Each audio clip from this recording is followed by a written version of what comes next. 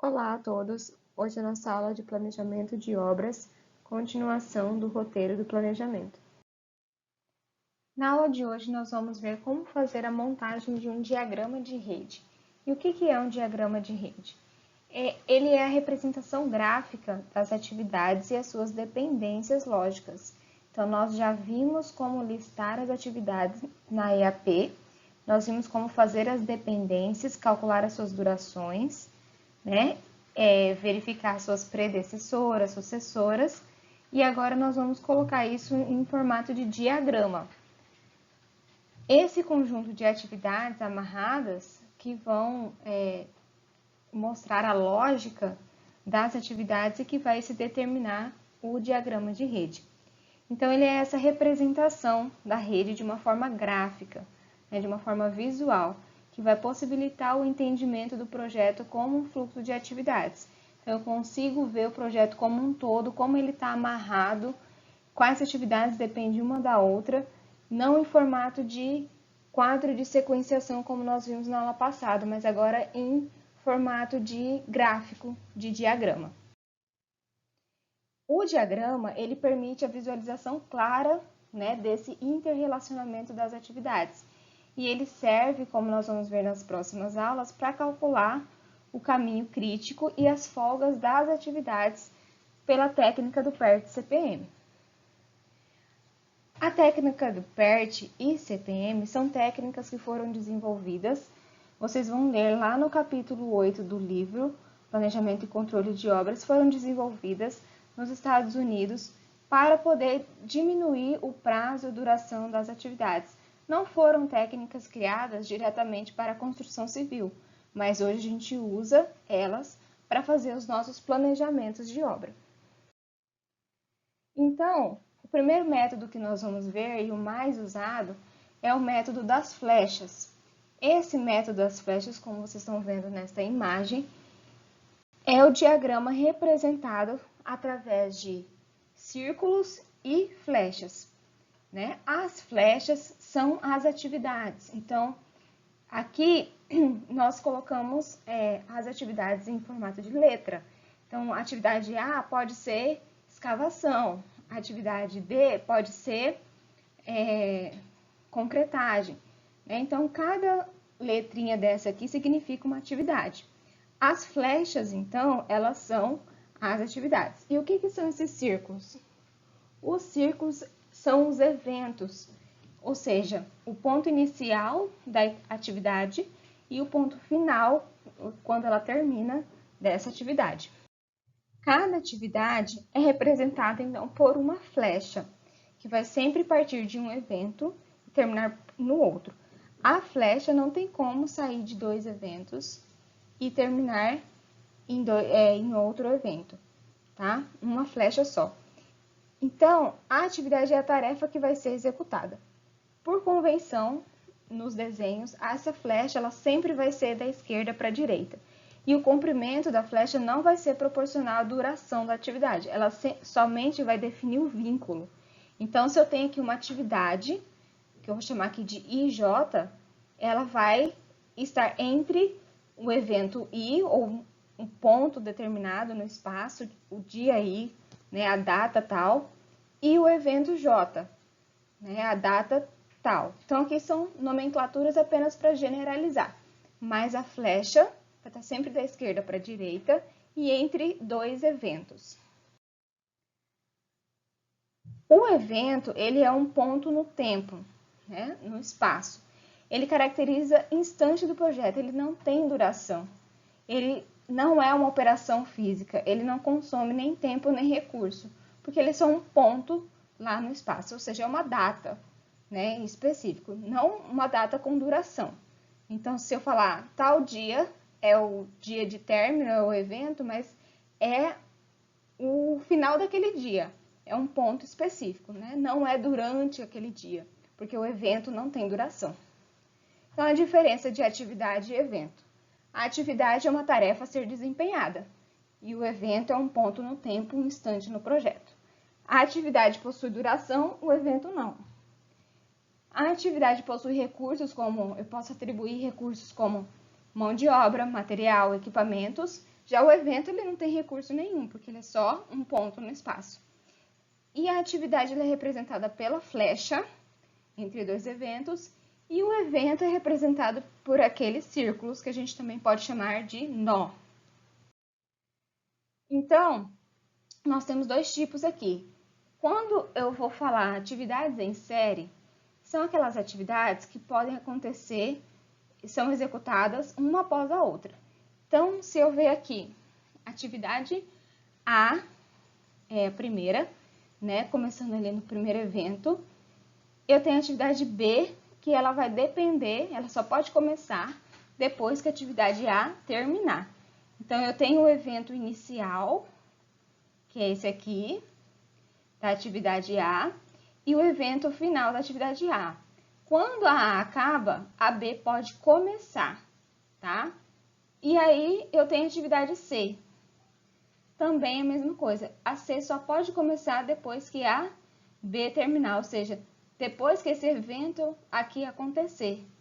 Tá? Então, a atividade C depende de B, que depende de A. Isso são atividades em série.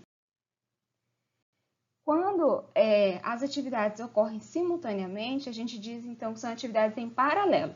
Então, aqui nesse exemplo, a atividade C, que está aqui, ela não depende da atividade A. E nem da atividade B, nem de D, nem de nenhuma outra. Então, aqui, o que está acontecendo aqui? A atividade C, a atividade A e a atividade D, elas estão começando todas juntas no mesmo espaço de tempo. Então, lá no dia 1, às 8 horas, é o evento inicial. Nesse dia, às 8 horas, está começando a atividade A, ao mesmo tempo com a atividade C e ao mesmo tempo com a atividade D. E depois as outras em sequência. Então, aqui eu tenho atividades em paralelo. Na montagem do diagrama de rede, nós devemos também numerar os eventos, né? É uma tarefa necessária para a etapa dos cálculos, que a gente vai fazer nas próximas aulas. Esses eventos são os nós, os círculos, né? Eles vão ser enumerados sequencialmente em ordem crescente. Então, por exemplo, aqui nessa figura, nós temos um evento inicial. E aí eu posso dar um número para ele, número 1, ou número 0, ou número 10, o número que eu quiser. Eu posso numerar de 1 a 1, de 10 em 10, de 5 em 5, tá? Mas a questão é que eu tenho que dar um nome para esse evento, enumerar os eventos. Então, eu vou enumerar um por um, da esquerda para a direita, vocês estão vendo aqui, e de cima para baixo, até o último evento. Então, o último evento é o 13, né? Não quer dizer que são 13 dias, não quer dizer nada disso, só quer dizer o nome do evento. Poderia colocar aqui a data com o horário do início desses eventos aqui, tá? Então, 13 é o evento final, não é duração, lembrando, é só o nome desse evento. Regras, então, para a montagem do diagrama de flechas. A rede sempre vai começar com um evento inicial único desenhado à esquerda. Não é como começar um projeto com vários eventos. Eu posso começar com várias atividades, mas não com vários eventos. Então, sempre vai ter um círculo, que significa que é um evento, né, inicial, um círculo, começando o evento. Do evento inicial vão partir as atividades iniciais, ou seja, desse evento aqui vão sair atividades, que são as flechas, que não têm predecessoras. Como que a gente sabe que é uma atividade inicial? Lá no quadro de sequenciação, é aquelas atividades que não têm predecessoras. As demais atividades são desenhadas partindo de suas predecessoras, que a gente tira lá do quadro de sequenciação. E a rede vai terminar sempre em um único evento. Então, eu começo com o evento inicial e termino sempre também com um evento final. Aqui a gente tem um exemplo de uma montagem de um diagrama. Então, primeiro aqui eu tenho o quadro de sequenciação que nós aprendemos a fazer na aula passada. Nós temos 6 atividades, A, B, C, D, E e F, tá? Pode ser qualquer atividade que está falando de A, ser escavação, B, ser concretagem, C, pode ser alvenaria, tá? É só o nome da atividade. A segunda coluna tem as predecessoras. O que é a predecessora? É a atividade anterior que a minha depende. Então, a não depende de nenhuma, então eu sei que ela é uma atividade inicial. A B depende de A. Então, eu sei que para eu começar a atividade B, a atividade A tem que ter terminado, tá? É a dependência lógica que nós vimos lá na aula passada. Como que eu vou construir, então, o diagrama desse quadro aqui? Se a primeira atividade é a atividade A. Lembra que toda atividade tem que estar ligada por 2 eventos. Então, tem um evento, aqui eu não coloquei a numeração, mas eu tenho 2 eventos ligando a atividade A. E esse primeiro evento, a atividade A, né, não tem nenhuma antes dela, então ela não tem predecessora. Da atividade A, vai ter que sair a atividade B, ó, a atividade A é a predecessora de quem? De B e também de C. Então, da atividade A saiu a atividade B, mas também tem que sair a atividade C. Então, nesse ponto no tempo aqui, em que A acabou, terminei A. Agora eu posso começar B e posso começar C, tá? Quem é predecessora de D? É a B, né? Então, da atividade B tem que sair D, que é essa outra atividade aqui. E da atividade C vai sair a atividade E, que vai acabar nesse mesmo ponto. Por que vai acabar nesse mesmo ponto? Porque eu sei que a atividade F depende tanto de D quanto de E. Então, por isso que acabou D e E, convergiu nesse espaço aqui de tempo, e aí, da D e a E, sai a atividade F.